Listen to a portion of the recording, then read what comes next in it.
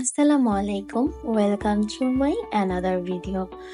Actually আমি professional রাঁধুনি না, বা রান্না সম্বন্ধে হয়তো বা অনেক কিছুই জানি না, বাট আমি সবসময় নতুন কিছু ট্রাই করি। তো এই নবাবী সেমাইটা পারে না এমন কেউই নেই। তো আমি জাস্ট আমার পছন্দের জিনিসগুলো মাঝে মধ্যে হুটহাট করে যখন খুবই খাওয়ার ক্রেভিং হয় তখন আমি বানিয়ে ফেলি। তো এই সেমাইটা বানানোর জন্য আমি বাদাম নিয়েছিলাম। আমার বাসায় জাস্ট দু ধরনের বাদাম ছিল, একটা কাঠবাদাম, একটা হচ্ছে পেস্তা বাদাম, আর কিশমিশ ছিল। তো আমি কাঠবাদামটা ভিজিয়ে ওটার খোসাটা ছাড়িয়ে নিয়েছি। এখন আমি ঘি দিয়েছি। আসলে এখানে আমি কোনো কিছুরই পরিমাণ করে বলতে পারছি না, কারণ আমি মনে করি যে যখন আমি আমার কোনো কিছু পছন্দের রান্না করি তখন আমি একদমই আমার নিজের পছন্দ অনুযায়ী দেই। টেস্ট যখন যেমন হয় তেমনই, একটু বেশি কম এই আর কি।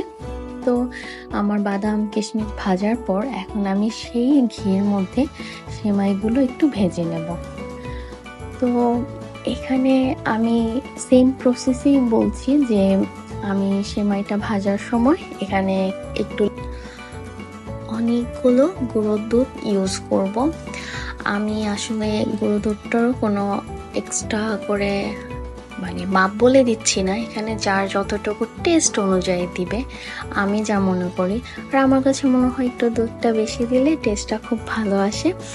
আর আমি সাথে কিছু চিনি দিব। এখানে আমি চিনিটাকে ব্লেন্ড করে নিয়েছি যাতে খুব সুন্দর করে সেমাইটার সাথে মিশে যায়, সেই জন্য।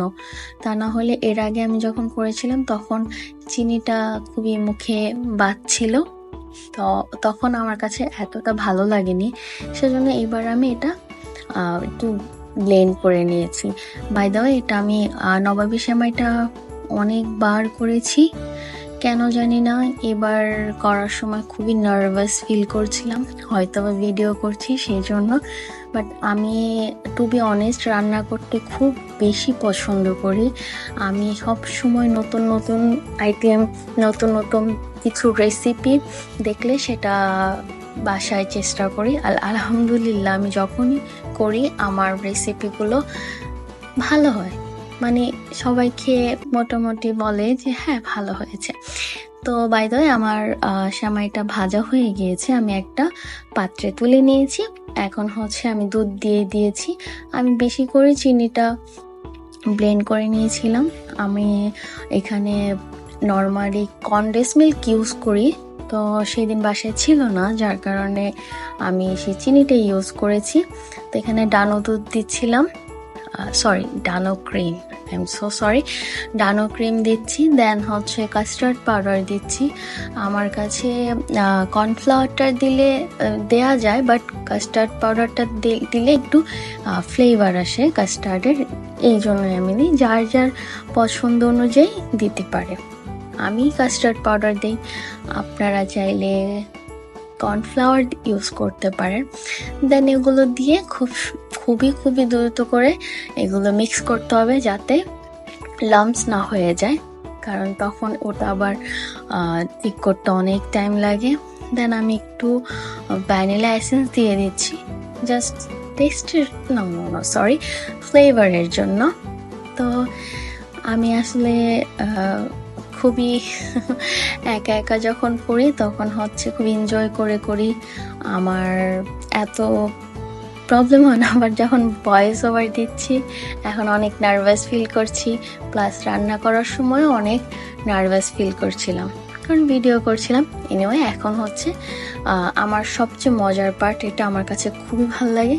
আর সবসময় একটা কনফিউজিং লাগে যে আসলে আমার সেমাই আর ক্রিমটা কি সেম হবে কিনা, বেশি কম হবে কিনা, সেই জন্য।